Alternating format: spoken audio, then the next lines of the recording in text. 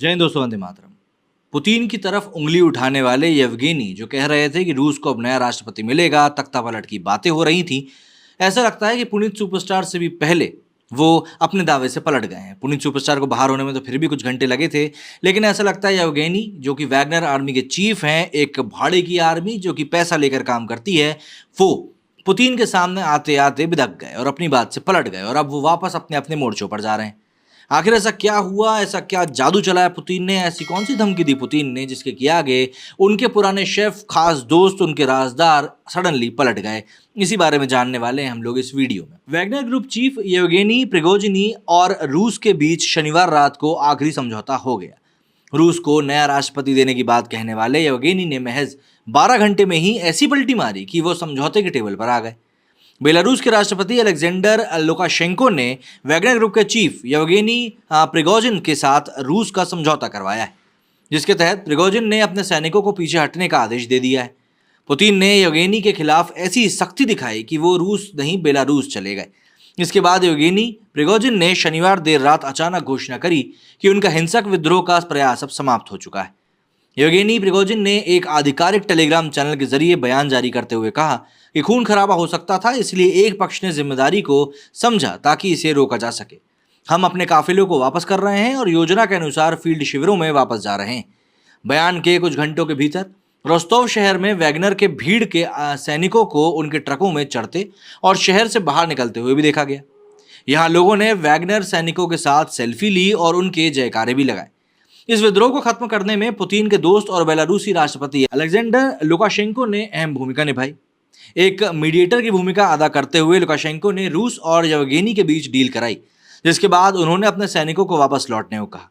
Lukashenko के दफ्तर से एक बयान जारी किया गया, जिसके मुताबिक इस बातचीत के दौरान लगातार पुतिन से भी कोऑर्डिनेशन किया गया, जिसके बाद डील पर सहमति बन सकी और येवगेनी पीछे हटने को तैयार हो गए।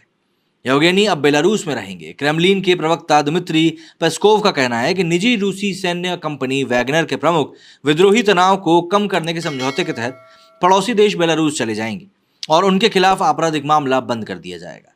क्रेमलिन ने साफ किया कि येवगेनी प्रिगोजिन के खिलाफ विद्रोह के मामले में आरोप वापस लिए जाएंगे और उनके साथ शामिल होने वाले सैनिकों पर भी केस नहीं चलाया जाएगा।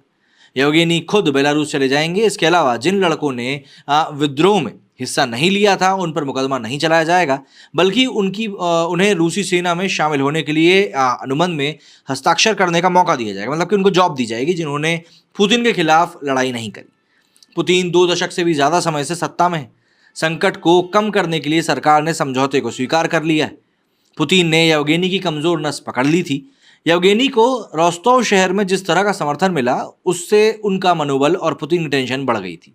इसके बाद जब वैगनर ग्रुप के लड़ाके आगे बढ़ने लगे तो उन्हें इस तरह का जनता का सपोर्ट नहीं मिला जैसे रोस्तोव में मिला था। वहीं जब पुतिन ने अपने संबोधन में 2 टूक कहा कि विद्रोह करने वालों को कुचल दिया जाएगा, तो इससे भी येवगेनी बैकफुट पर आ गए। हालांकि वे कहते रहे कि वैगनर लड़ाके मॉस्को की तरफ कूच करेंगे, लेकिन दूसरी तरफ वे अपने पैर पीछे भी खींचने लगे थे।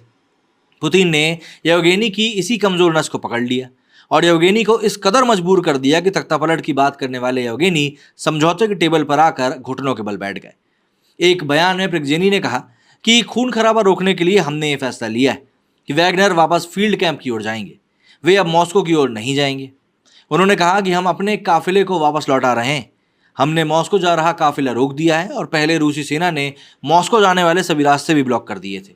राष्ट्रपति पुतिन ने वैगनर लीडर्स को मारने का आदेश तक दे दिया था। संदेश में पुतिन ने इस विद्रोह को विश्वासघात और देशद्रोह कहा था। उन्होंने विद्रोह करने वालों को खत्म करने की बात कही थी। लेकिन इसके बाद अगर आपको अभी तक नहीं पता है कि इस विद्रोह की शुरुआत कैसे हुई थी, तो वैगनर ने दरअसल अपने टेलीग्राम चैनल के जरिए व्लादिमीर पुतिन के भाषण के बाद एक बयान जारी किया था। इस बयान में वैगनर ने कहा था कि पुतिन ने गलत विकल्प चुना है और रूस को जल्द ही एक नया राष्ट्रपति मिलेगा। वैगनर ने यह भी कहा कि जीत उनकी ही होगी और 1 या 2 गद्दारों के जीवन को 25,000 सैनिकों के जीवन से ऊपर रखा गया है। वैगनर के बयान में कहा गया था कि रूस में गृह युद्ध अब आधिकारिक तौर पर शुरू हो गया है। दरअसल वैगनर ग्रुप रूस में भाड़े के सैनिकों की एक निजी सेना है, जिसकी अगुवाई येवगेनी करते हैं। रूस और यूक्रेन के बीच वॉर चल रहा है, उसमें इन सैनिकों ने रूसी सैनिकों के साथ मिलकर यूक्रेन से लोहा लिया था और एक अहम भूमिका भी अदा करी थी। इसी लड़ाई के दौरान रूस की सेना और वैगनर ग्रुप के बीच तनाव भी बढ़ा था। तो वैगनर ग्रुप के चीफ प्रिगोजिन ने रूस के सैन्य नेतृत्व को निशाने पर लेते हुए एक बड़ी बात कही थी कि ये गलत काम कर रहे हैं।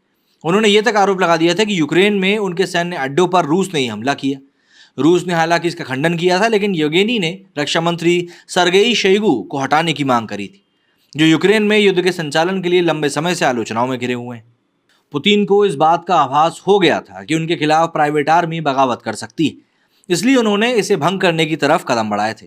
पुतिन ये कदम उठाते कि इससे पहले ही येवगेनी ने बगावत कर ली और सैनिकों के साथ मॉस्को की तरफ कूच कर दिया।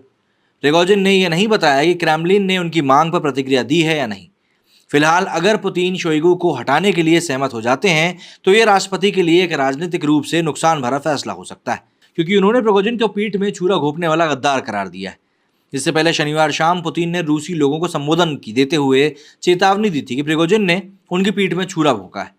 पहली नज़र में यह समझौता वैगनर समूह के खात्मे और उसके लड़ाकों या सैनिकों के रूसी सशस्त्र बलों में शामिल होने का एक संकेत भी है।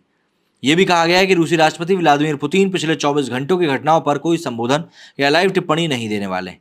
जनता से दूर रहने की वजह से पुतिन की सत्ता पर पकड़ कमजोर हो रही है और येवगेनी का असफल विद्रोह उसी का एक एग्जाम्पल है।